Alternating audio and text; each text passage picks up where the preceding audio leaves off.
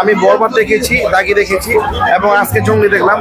এই তিনটা মুভির মধ্যে আমি জঙ্গলিকে সেরা সেরা বলবো, কারণ এবং প্রত্যেকটা ক্যারেক্টার মুভির যার যার জায়গা থেকে অনবদ্য অভিনয় করেছে এবং এত সুন্দরভাবে প্রত্যেকটা ক্যারেক্টার গল্পটাকে ফুটিয়ে তুলেছে যে আসলে আপনার হার্ট টাচ করতে বাধ্য। এবং লাস্টের 15 থেকে 20 মিনিট কান্না চলে আসছে, সত্যি কান্না চলে আসার মধ্যে একটা মুভি। এবং যত কঠিন ভিতরে মানুষ হোক না কেন, চোখ দিয়ে পানি আসবেই, এরকম কিছু মোমেন্টাম আছে।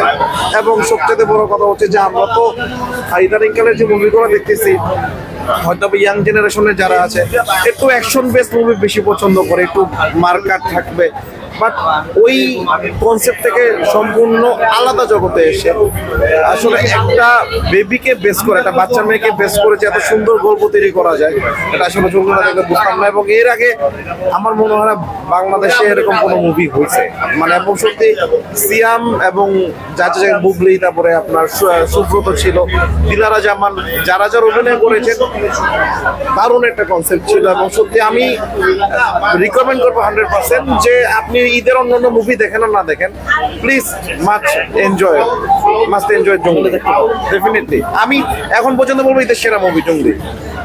এখন পর্যন্ত আমি তিনটা দেখেছি, বরবাদ দেখেছি, দাগি দেখেছি, জঙ্গলি দেখেছি।